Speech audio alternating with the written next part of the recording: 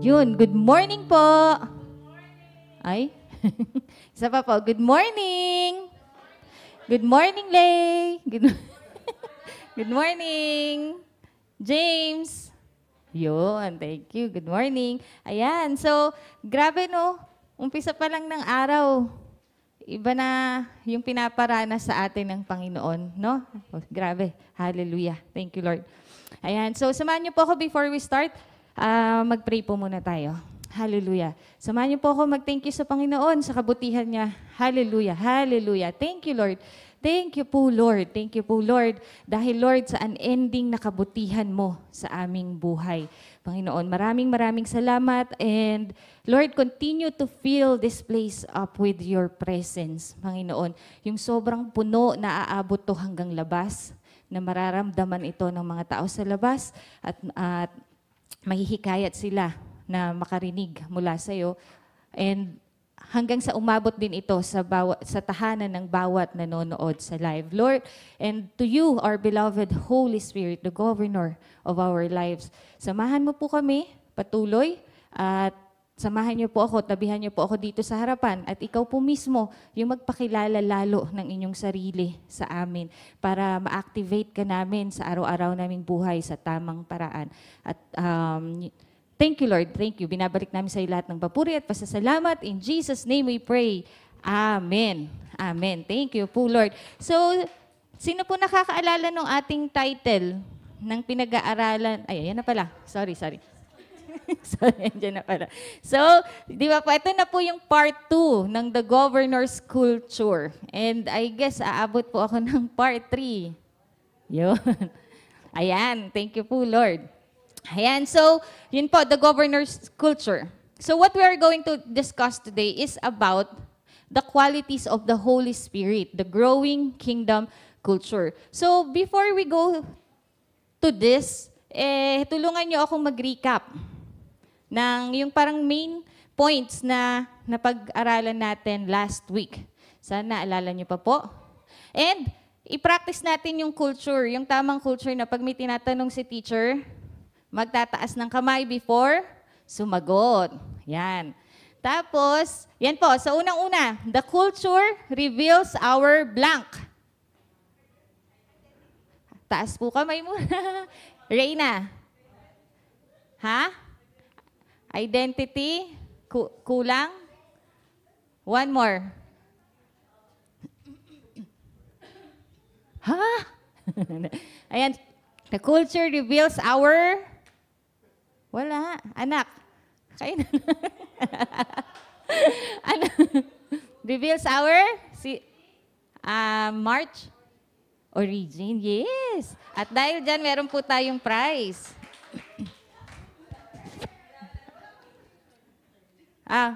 March. And next. So, pakibasa nga po. So, next. The key to a successful kingdom is the good blank of its king. Yun muna. Nope. The key. Nope. The key to a successful kingdom is the good blank of its king. Ano ba yung parang yung pinag-aralan natin last week? I mean, Oo, yun. Meron? Siren?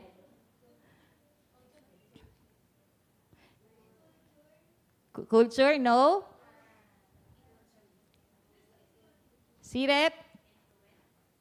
Influence? No? The good blank of its king. Ano ba yung parang para maging successful ang isang kingdom?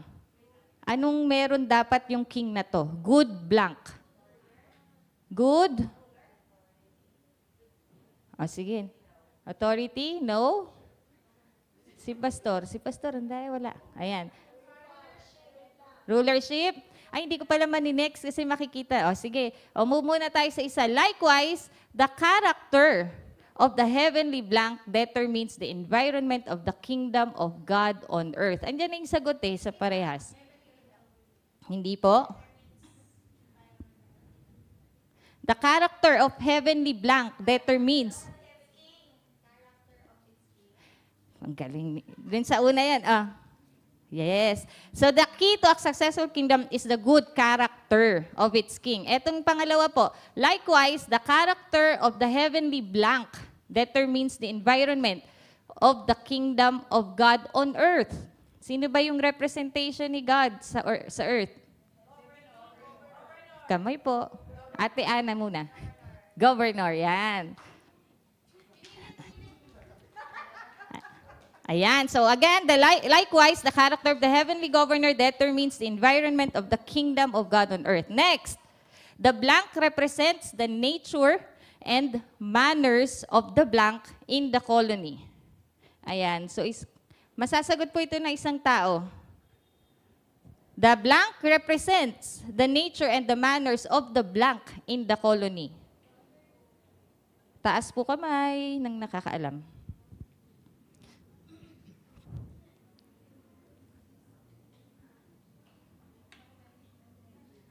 Mayan.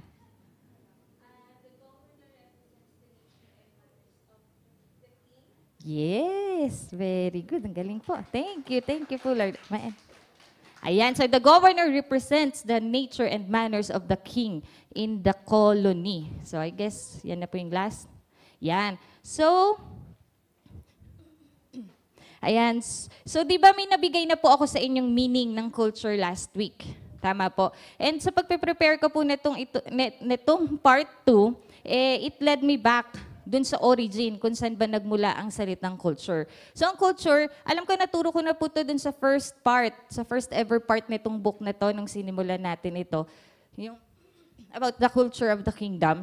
So ang culture, galing siya sa Latin word na kultura, stemming from colere, meaning to cultivate. So generally refers to patterns of human activity and the symbolic structures that give such activity significance and importance. So beyond daw doon sa yung culture being a way of life, ang culture pala ay isa ring, or nagre-refer din sa human interaction.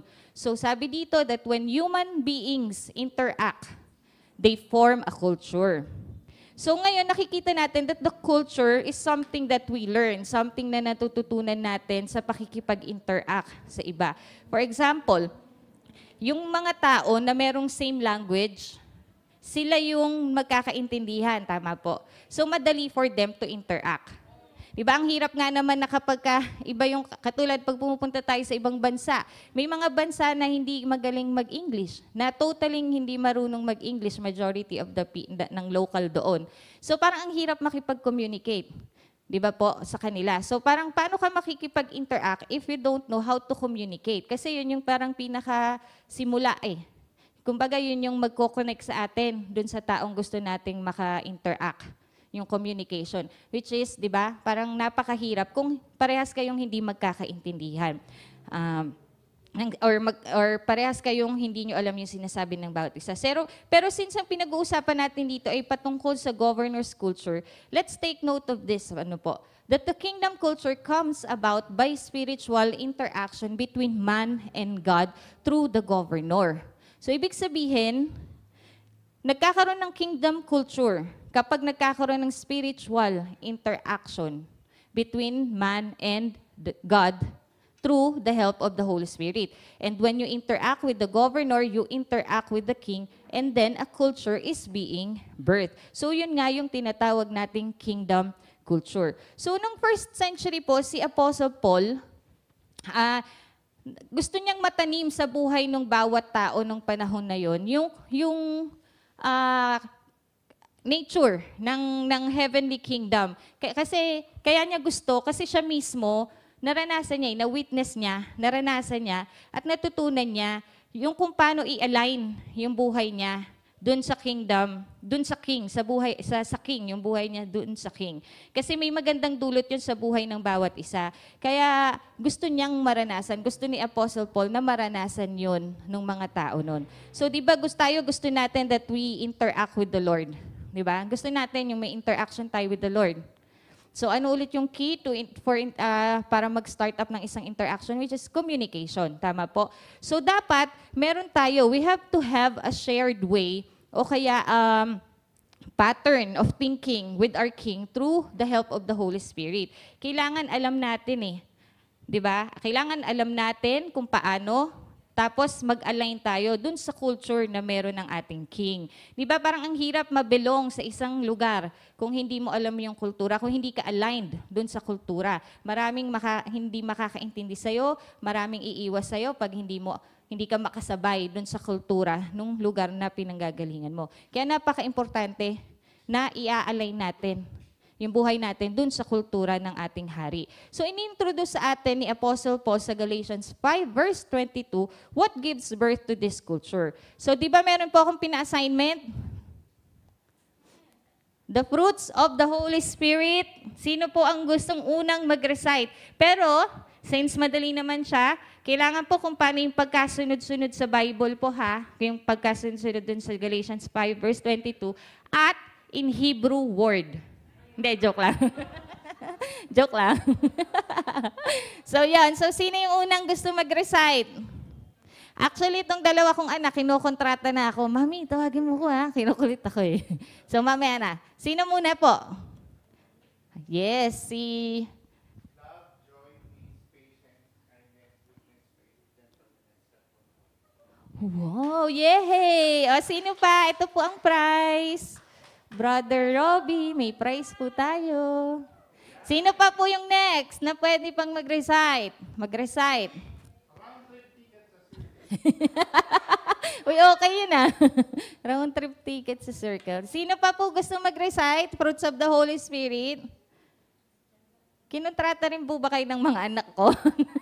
Na huwag kayong magtaas? Sila nagtataas eh. O, sige, Dane.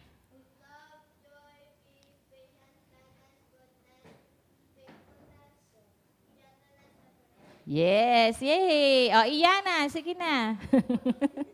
Go.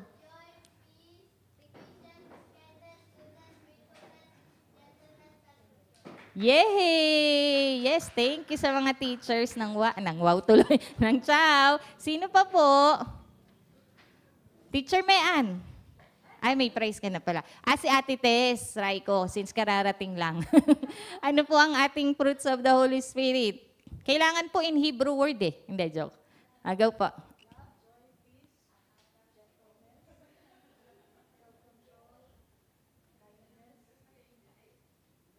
Hello.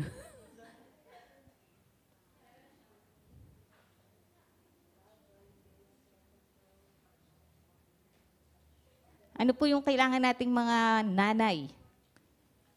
Yun, o diba? Alam niyo na. Make sense? Ayan. Nasabi ba ni ate lahat? Nasabi po? Okay, congratulations sa ate. Meron pa pong ahabol. Last one. Ayan, si Sister Jonah.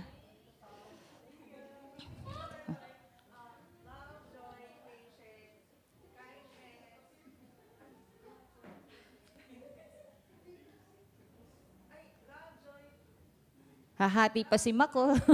JC, go. Nakompleto niya ba? Okay, sige. Thank you. Ayan. So, congratulations. Sila Ate Imelda. Fruits of the Spirit. Try.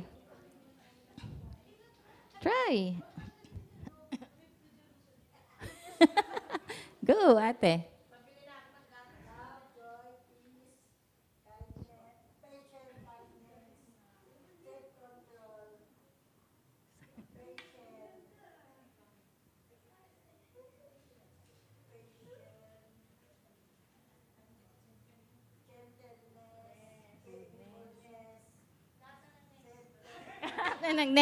Goodness. Ayan. Thank you. Congratulations. Wow. Thank you po, Lord. Alam ko yung iba dito hindi yung tataas. Kabisado nyo naman yan. Tama po. Alam naman na po natin yan. Tama? Di ba? Pero ang tanong, lahat po ba yan na i-apply natin sa buhay natin? Love, joy, peace, patience, kindness, goodness, faithfulness, gentleness, self-control. Lahat po ba yan na a-apply natin? Papunta na. Ayan. So, sabayan nyo nga po akong basahin na, okay, nakababasa nyo naman po ba? Ang Galatians 5 verse 22. Fruit.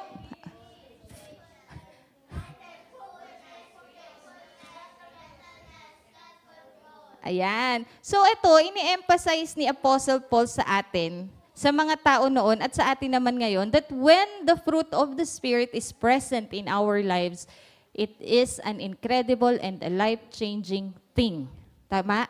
Yun yung kaninang nabanggit ko po, yun yung gustong maitanim ni Apostle Paul sa mga tao nung first century at sa atin ngayon.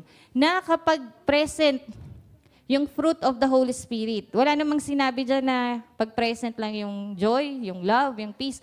Fruit of the Holy Spirit, ibig sabihin lahat. It is considered one. Kaya nga siya fruit of the Holy Spirit. Hindi siya fruits of the Holy Spirit. Kaya siya tinawag na fruit of the Holy Spirit because it is considered one. So kapag kulang tayo dun sa 9 na fruits na binigay sa atin or traits, qualities na binigay sa atin, hindi siya mabubuo. Hindi buo yung prutas na to, yung sinasabing fruit of the Spirit. So, ito yung list. Yan, di ba? Yan yung list na binigay. Actually, isa siyang parang kinonsider siya as list of the essential qualities that make up the character of the king. Di ba sabi natin kanina? Ano yun? Yung success of the kingdom, the key to a successful kingdom is the good character of the king. So, ito yung list of the qualifications nung character ng king. Yan. So makikita natin dito sa mga qualities nito or fruit of the Spirit na kumakatawan siya sa culture. Ito yung bumubuo dun sa culture ng ating hari. So itong fruit of the Holy Spirit ay characteristics yan ng active presence ng Holy Spirit sa araw-araw nating pamumuhay. So isa tong basihan para masabi natin, active ang Holy Spirit sa kanya. Di ba? Pag nakikita natin to sa itong fruit of the Holy Spirit sa isang tao. So, meron pong, si Erwin, maraming nakukwento sa akin na yung mga basketball player na mga biglang namamatay. Ewan ko po kung nakikita nyo, minsan sa newsfeed yun, kung fan kayo ng basketball or ng mga or may mga friends kayong basketball player, mga yung biglaang namamatay lang na gano'n, na yun pala, meron bukod, kasi di ba bukod sa kaya nakakagulat kasi bukod sa bata sila by age. Mga bata pa kay Erwin. Di ba, as in active, very active yung buhay nila. Active, healthy living talaga sila, yung lifestyle nila. Workout, di ba, proper diet, mga ganyan, may supplements pa yung iba, and etc. So from the outside, pag titignan mo sila, may isa po kasi akong kakilala doon sa nakwento niya, and the rest hindi ko na po kilala. Pero may isa doon na kung titignan mo siya, since bata siya, ang healthy niya eh. Active talaga siya, tapos ang galing niya maglaro sa basketball, andun yung bilis niya, as in, parang mahirap siyang habulin pag nag-fast break na siya. So yun pala, meron siyang fatal condition na hindi niya namamalayan. Tapos bigla siyang nagka-heart attack. And during game po yun parang bumagsak na lang siya. Parang may mag-free throw, tapos siya nakaabang lang sa labas, tapos bigla siyang bumagsak. So yun pala, tapos ano na siya, dead on arrival na po siya sa hospital. So nagkaroon siya heart attack. Bata pa po yun Tapos hindi naman siya, sabi nga, baka daw na overdose sa mga supplements, pero hindi. Yung itong kakilala ko na friend ni Erwin, hindi siya nagsusupplement. Hindi po siya nagsusupplement. Tapos hindi siya mataba, basta healthy po yung niya kasi nga target niyang makasama sa MPBL. So ito po, the same is true sa ating spiritual lives. So bilang nila lang na with habits, we tend to go through life on autopilot. Tama po ba? Diba parang na-autopilot natin minsan ng buhay Kumbaga kung ano yung nakasanayan natin, pag binigyan tayong ganitong sitwasyon, kasi ganun na yung reaction natin ever since. Automatic yun autopilot na kumbaga, automatic yun na agad yung reaction ng katawan natin. Di ba po? Pero minsan, nami-miss out natin. Ito yung nakakalungkot na minsan, and I'm guilty of this as well, na minsan nami-miss out natin sa pagka sobrang komportable na natin, relax masyado, kumbaga, and nami-miss out na natin yung mga clues na binibigay ng Spirit na hindi na pala niya na-enjoy yung binigay, yung original design ng Lord sa atin. Physically, emotionally, mentally, sa lahat ng aspeto ng ating buhay. So, oo po, lahat tayo, alam natin tong fruit of the Spirit, di ba? Kabisado nga po natin. In fact, di ba, isa nga po to sa very well-known verse. Tama po? Kumbaga, lahat, kasi mula bata, tinuturo po ito. Pero sa sobrang pagiging familiar natin dito, may tendency na tayo na hindi na natin siya nananamnam. Yung kahalagahan po nun sa bawat buhay natin. Kung ba minsan may tendency nakakalimutan na natin na dapat natural to sa atin since we are saying that the governor, the Holy Spirit is living in us. Di ba po? Living through us. So dapat, minsan sa sobrang familiar natin dito, love, joy, peace, patience, kindness, goodness, faithfulness, and gentleness, parang nagiging yun nga, nagiging familiar na masyado, tapos nagiging parang normal na lang siya. Hindi na natin siya naiisa-isa yung importansya niyan sa buhay. So in the same way, di ba pag nagpapa-check up tayo, pinag-undergo tayo ng doktor sa mga series of tests. Tama po, para malaman natin. So dapat talaga lalo na po sa kaidaran ko, pero kahit kayo pong mga bata, dapat importante talaga that we take time to go to our doctors para magpa-check. Kasi minsan, katulad nga nung kwento ko pong basketball player, kahit feeling niya, okay siya eh. Kaya lang, yun pala, hindi niya alam, meron pala siyang kondisyon na malalaman lang niya yun kung pupunta siya sa doktor at dadaan siya ng series of test na ibibigay. So, ganun din ang Panginoon. Binibigyan din niya tayo ng process kung paano natin ma-evaluate ang mga sarili natin kung nagkakaroon na ba ng problema yung spiritual life natin. So, samahan niyo po ako, tignan po natin isa-isa itong fruit of the Spirit, at sagutin natin on our own and at our own time, yung ilan sa mga pwede natin i-consider na diagnostic questions to see how we can reflect on them better. So, unang-una is love. So, love, yung love na tinutukoy dito sa fruit of the Spirit, it doesn't refer to warm feelings. Minsan kasi, medyo nabababawan natin yung love lalo sa mga kabataan. Parang konting maging comfortable ka lang sa isang tao, love ko na to. Hindi ganun yon. Hindi yung warm feelings, but to a deliberate attitude of goodwill and devotion to others. It gives freely without looking at whether the other person deserves it, and it gives without expecting anything back. So itong tanong na to, pwede natin itong tanungin yung sarili natin, i-self-assess natin, i-diagnose natin yung mga sarili natin.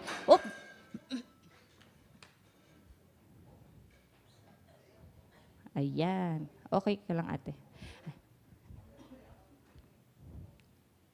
Yun. So, pwede natin, kailangan na po natin bang i-diagnose si ate? Si ate. Okay ka lang, te? Yan. So, yun. Ito, pwede niyong sagutin to on your own lang po. So, am I motivated to do for others as Christ has done for me? Or am I giving in order to receive something in return? Yan, we can ask this question para alam natin kung activated ba yung love sa ating buhay. Next, joy. Excuse me po. Ang joy, unlike happiness, ang joy is a gladness kasi happiness medyo mababaw na form of feeling. Pero ang joy, it is a gladness that is completely independent of the good or bad things that happen in the course of the day. Joy denotes a supernatural gladness given by God's Spirit that actually seems to show up best during hard times. This is a product of fixing your focus on God's purposes for the events in your life rather than on the circumstances. So ang joy, masasabi natin that we have joy. Masasabi natin that we have joy in our hearts, in our lives. Kapag ganito nandun tayo mismo sa kalagitnaan ng ating pinagdadaanan ng kahirapan, ng problema, ng struggle. Pagka nakaramdam ka ng kahit ganon, na parang andun pa rin yung joy, yung dependency mo sa Panginoon, na pagka meron kang ganon sa Panginoon, mararamdaman mo yung joy hindi mo mararamdaman yung bigat. Kapag, di ba kilala tayong mga Pilipino na bumabagyo na dyan, baha na yung buong Pilipinas, di ba? Nagtatawanan pa rin yung mga tao. So it's a nature sa atin. Next po, sorry po. So what we can ask ourselves, ito po, am I choosing joy in life on a regular basis? Or is my happiness dependent on things going smoothly in my day? Doon lang ba tayo nagiging masaya? Kapag okay yung nangyayari sa atin? Or nagiging masaya tayo on a regular basis regardless kung nasa mahirap tayong sitwasyon or madali. And next, peace. Peace is a sense, etong peace is shalom. So, Yana, ano yung shalom? Ako naman magtatanong, Yana, ano yung shalom? Ayun lang. Akin na, bawiin ko yung Yung price mo. Hindi, ang peace or shalom is a sense of rest and calm that comes from knowing God. It's the absence of turmoil. It's not the absence of turmoil, but the presence of tranquility even while in a place of chaos. It's a sense of wholeness, completeness, that is content, knowing that God controls the events of the day. Ito, yung peace, pinaka-example, and sobrang masaya akong i-share sa inyo. For some, alam yung pinagdadaanan naming mag-asawa doon sa nakaraan naming naging investment. So, meron kaming malaking inaantay talaga. Pero ang malaking problema siya sa typical na, yung sa taong wala sa Lord. Napag-usapan namin mag-asawa na, Daddy, kung wala tayo sa Lord, no, yung amount na to, sobrang hindi kami mapapakali. Hindi kami matatahimik, lahat gagawin namin. Tapos baka mang-away na kami, makapagsalita na kami ng hindi maganda. Pero may peace eh. Di ba? Ang sarap nung ganung feeling na parang parang minsan nga nakakalimutan na namin eh. Pero kasi kaming mag-asawa, nagtitiwala kami sa Panginoon na galing sa Kanya yon. Hindi siya papayag na hindi yun ibabalik sa amin. So may season lang talaga. So habang nag-aantay kami dun sa tamang timing ng Panginoon na mabalik sa amin yun, kailangan maalagaan namin, maprotektahan namin yung peace na nagmula sa Panginoon. So pwede nating tanungin sa ating mga sarili, do I find myself frazzled by the crashing waves of turmoil in my life? Or am I experiencing the peace of God which surpasses all understanding? Yan. So, sa mga panahon na may pinagdadaanan tayo, pwede natin itong itanong sa ating sarili. Next, patience.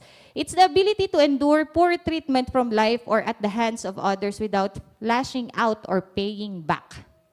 So, itong patience, tulad po ng sabi ko, madalas ang may kailangan nito ay ang mga nanay, ang mga asawang babae. Hindi, joke po. Yan, hindi totoo, di ba? Parang patience. So, pwede nating tanungin to, mga nanay.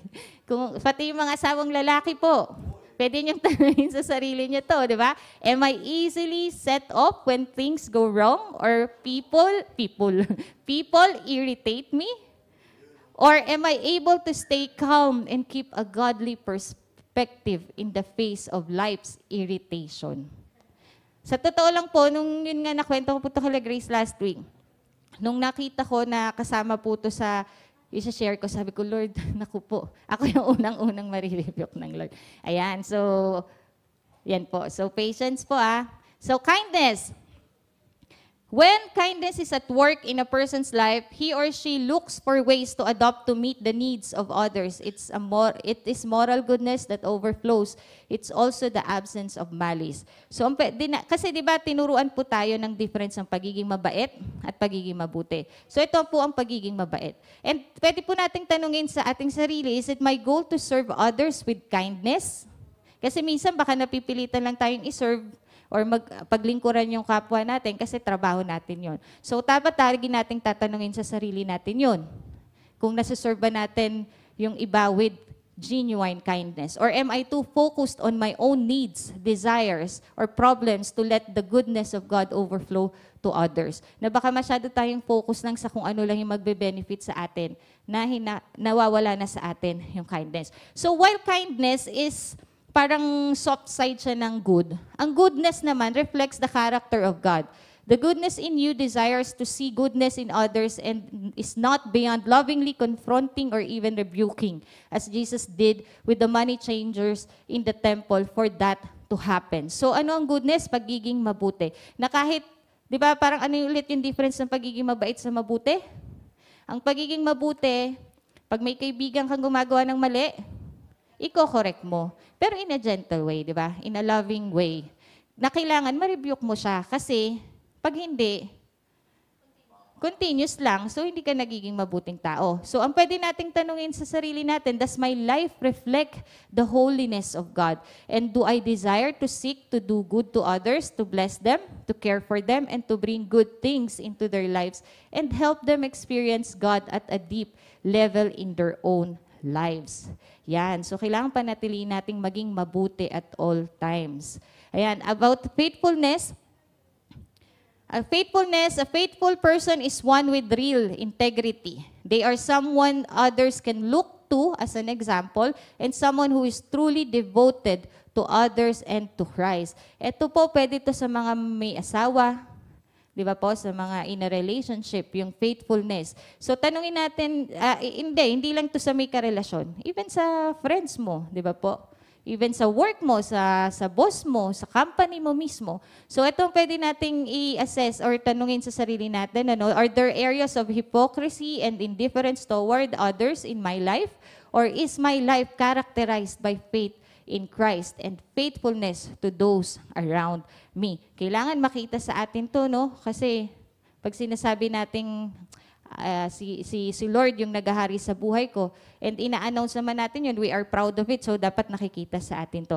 Next po is gentleness. Gentleness is not without power. It just chooses to defer to others. It forgives others, corrects with kindness, and lives in tranquility. So yung gentleness, sa mga magulang ulit, kapag nagpapagalit ba tayo sa mga anak natin with gentleness po ba? Kapag may kinokorek natin sila, dapat may maintain natin yung pagiging gentle natin. Kasi mas nakikinig, lalo na po sa panahon ngayon, mas nakikinig ang mga anak kapag ganong paraan natin sila kakausapin. So, do I come across to others as headstrong, or am I allowing the grace of God to flow through me? And last, but not the least, self-control. Self-control is literally releasing our grip on the fleshly desires, choosing instead to be controlled by the Holy Spirit. It is power focused in the right place. So ito talagang kailangan lalo na sa lahat ng nagiging sitwasyon natin sa buhay. Kailangan talaga parang nakadepende tayo sa Holy Spirit. I-allow natin na yung Holy Spirit kasi mahirap mag-control ng sarili kung gagamitin mo yung sarili mo lang na lakas at kakayanan na mai-control yung sarili mo. Talagang kailangan i-allow natin yung Holy Spirit talaga.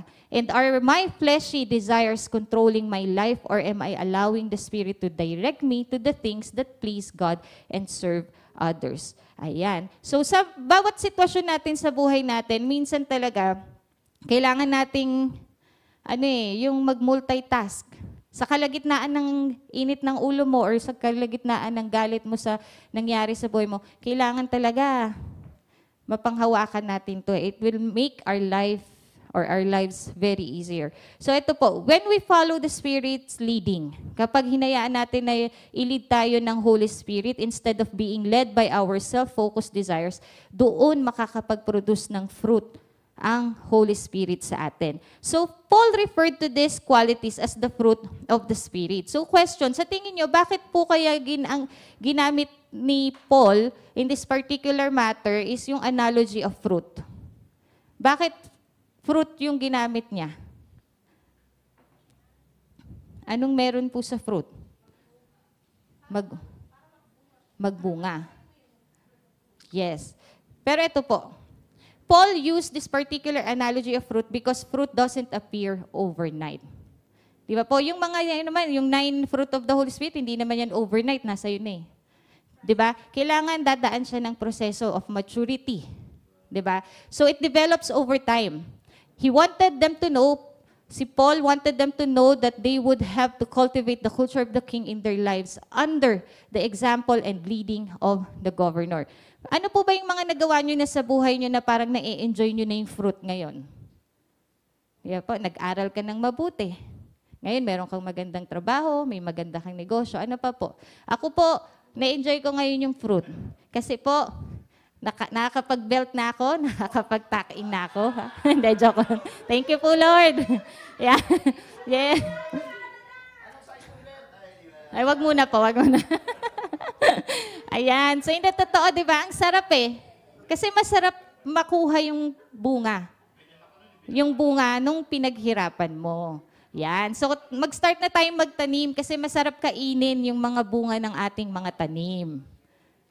Yan. So first, the governor teaches us the nature. Di ba yun yung unang tinuro sa atin ng Holy Spirit, yung nature of the original government in heaven. Ngayon, pinapakita naman niya sa atin na because He is living within us, we have the original nature and it needs to be manifested or they need to be manifested in our lives. So any true manifestation of the kingdom of God on earth will have these characteristics. So lahat po ba tayo meron itong mga characteristics na to? Kasi 'di ba we are saying that the Holy Spirit, the governor is living in us. So since ang governor is the exact reflection ng characteristics ng ating Panginoon, ng ating King, dapat nagiging reflection din tayo nung mga characteristics na ito. So sinabi ni Paul na kung saan ang governor, itong mga qualities na ito ay dapat evident, indicating. So sinasabi na kapag evident itong mga characteristics na to, yung culture ng king ay present. So, kapag tinanggap natin ang Holy Spirit, tinatanggap din natin yung buto ng kingdom, nature, and then nade-develop yung seed na yon by putting into our lives the kingdom elements na magpapalago nito. For example, ang apple tree or any fruits na may seed. Di ba hindi naman niya kailangang trabahuhin na magkaroon siyang prutas. Tama? So, yung seed niya nandun sa loob niya lang. Tapos, eventually, through a process of maturity, sa tulong ng mga elements na magpapalago sa kanya, tulad ng yung nutrients na nakukuha sa araw, sa lupa, sa water, di ba? Through that process, kapag nalagpasan niya yun, dun siya magbubunga. Tama po ba? Yung nasa loob na seed, magbubunga ng panibagong fruit. So, spiritually speaking, what are the spiritual nutrients ba that will enable the fruit to grow in our lives? So una, maintaining a continual connection with the King. So how are we going to do this? Continual connection with the King. 3 minutes na lang po. Di ba? By prayer. And ang prayer naman, hindi naman yun yung siniset lang nating time with the Lord. Anytime pwede tayong makipag-converse, makipag-communicate sa Lord habang nagluluto, habang nagre-review. Di ba? Pag may hindi ka maintindihan, Lord, paano nga ba to? Kasi papatulan tayo ng Lord Ika nga ni Bishop Mario, papatulan tayo ng Lord. Di ba po? Kung meron kang desisyon na hindi mapagdesisyonan, right then and there, di ba? Lord, ano po to? Parang, pwede mong kausapin ng Lord anytime, anywhere. And then second, learning the constitution of the kingdom. Ano ba ang constitution ng kingdom? Pinag-aralan na natin, which is the scripture, the Bible. So nandun lahat ng law na dapat sundin natin bilang kingdom citizen. And third, yielding to the direction of the governor in our lives. Kailangan nakadepende talaga tayo sa direction na binibigay ng governor. And we have to be patient enough. Huwag tayo nagmamadali. Kasi nga may season naman ng Lord Hindi hahayaan ng Lord na, hello, malapit na yung deadline ko, na hindi ibibigay ng Lord yon. Kung hindi binigay ng Lord sa'yo yon, yung pinagpipray mo ng deadline, ibig sabihin, hindi yon para sa'yo. Diba? So, kailangan talaga, para huwag tayong mag-aksaya ng oras at mag-invest ng time or money, effort, kailangan talaga nakadepende tayo. Magpapasakop tayo dun sa direksyon na binibigay ng Holy Spirit sa ating buhay. Ayan. So, the fruit of the Spirit becomes a natural development in the life of a kingdom citizen because he is reflecting the nature of his king. So for example, ang fruit of the Holy Spirit, isa sa fruit of the Holy Spirit ay goodness. Di ba po? So dapat natural yun sa atin. Dapat natural na maging mabuti tayo. So tayong mga Pilipino, nature natin na maging magalang sa mga nakakatanda sa atin. Kaya dapat nagiging natural yun sa atin, di ba mga bata? Na maging respectful, gagamit ng po. Gagamit ng po at opo, di ba? Magbe-bless sa nakakatanda sa atin. Di ba? Yan. Tapos, mag-good morning, babate. Yan. So, to put it in the most obvious term, the fruit of the Spirit is the result of the Holy Spirit at work in our lives. So, kailangan at work. So, when we come to Christ, pag tinanggap natin ng Panginoon, di ba? That's the time when the Holy Spirit will fill us up and He will begin to produce good fruit in us. He will begin to work in us, sanctify us, and make us more like Jesus. So kapag nagpapatuloy tayo sa Panginoon at sumusunod tayo sa Kanya ng buong puso natin, the Holy Spirit will continue to produce more and more good fruit in us. Alam niyo po, kailangan talaga hayaan natin ng Holy Spirit na continue sa atin. Na hindi tayo hindi makakapagpahinga. Mas gusto ng Holy Spirit na as in 24/7 na nagtatrabaho siya. 'Di ba? Mas gusto niya 'yon kasi para walang space na mapapasok yung kaaway. Walang space para sa kaaway na masingitan ng Holy Spirit. Saka 'di ba ang prutas kailangan lagi mong inaalagaan para ma-enjoy mo yung freshness ng fruit. Ngayon, kapag tumubo na yung prutas, hindi mo naman pinitas, mabubulok lang din siya doon. So, yun yung point doon na kailangan talaga continuous na hinahayaan natin ang banal na Espiritu to produce more fruits in us. Yan. So, ang ibig sabihin lang nito, hindi natin kayang mag-produce ng fruit na ito on our own. Ayan. So, hindi natin kaya mag-produce ng fruit na to on our own. We need the Holy Spirit. Yan. Kasi wala talaga tayong magagawa if we use our own strength. So, ayun po. Gusto ko po ito ituloy. Kaya lang tapos na po ang ating time. Yan. Thank you po, Lord. So, tutuloy po natin to. Yes, Grace. Congratulations. Assignment ulit. Hindi, wala na po assignment kasi actually doon po nauubos yung oras ko sa assignment.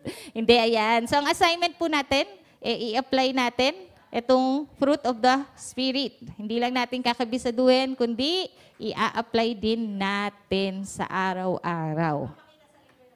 Yes, i-video natin yung sarili natin. Kumbaga, ano ba yung tawag sa mga ay, mahaba po. Salamat po. Salamat sa Panginoon. Thank you, Lord.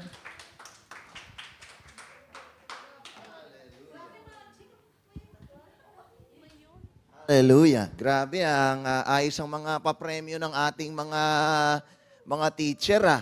Baka dapat sila lang silang nagtuturo. Hallelujah. Praise God. It's, sakto na pala, no? 9 o'clock. But just wanted to make sure that we are all aligned. Ano po? Yung sinishare po dito ni Sister Cherry, napakaganda. At I love it yung isang sinabi niya. Kaya daw fruit. Bakit daw fruit yung napili ni Paul na gamitin? Bakit? Right. So, ito pong mga fruit, itong fruit po na ito, does not bloom overnight, but rather over time. Which I feel is very appropriate dahil ang pinag-uusapan natin ngayon ay seasons, At kada season may time, For every purpose. Now, maraming pong Kristiyano, kahit na matagal na, ay nalilito po dito sa fruit ng Spirit. Gusto ko pong maunawanin nyo, meron pong ilang fruit ang Spirit. Mali po. Isa lang ang fruit. The fruit is only one. So para mas ma-visualize ninyo, ganito po yung lagi kong ini-imagine dito. Isa lang po yung prutas. Pag binuksan mo yung prutas, mayroong 9 na buto. So ano ibig sabihin nito? Kapag tinanggap mo yung Holy Spirit, isa lang naman yun. Pag tinanggap mo siya, you let Him do the work. He begins His work, He sanctifies us. Kapag hinayaan mong kumilos yung Holy Spirit sa buhay mo, lalabas sa iyo yung 9 na buto. Lalabas yung 9 na buto. Yun yung makikita ng tao sa iyo. Love, patience. Naunawaan po natin, isa lang po ang fruit. Alright. Now, meron pong ibang, yung gifts, yun yung may S. Gifts ng Spirit, iba po yun. Dito. Ito po ay fruit. Sabihin mo, fruit. Ilan yung fruit? Isa lang ang fruit. Ngayon, maraming gifts. 7. Merong wisdom, merong faith, may discern. Yung medyo ibang usapan na po yan. So, ang pinag-uusapan po natin ay fruit. Ilan yung fruit? Isa lang. Ilan yung buto ng fruit? Ang tanong, ilan dun sa siyam ang nakikita sa atin nung katabi mo? Ano? Ilang? Ayun nga eh. Sana out of the 9, ilan yung nakikita nung katabi mo? Seedless fruit. Nako! Huwag yun. Huwag yung seedless. Kailangan merong siyam. Kahit gusto natin ng seedless o boneless, kailangan pala may seed. At yun yung kailangan lumabas sa atin. And again, hindi po ito overnight kasi it's a process. So, unti-unti po yung lalabas. Basta hayaan po natin na kumilos ang Lord sa buhay natin. Amen? Hallelujah. Let's prepare for our worship service. Shalom, everybody.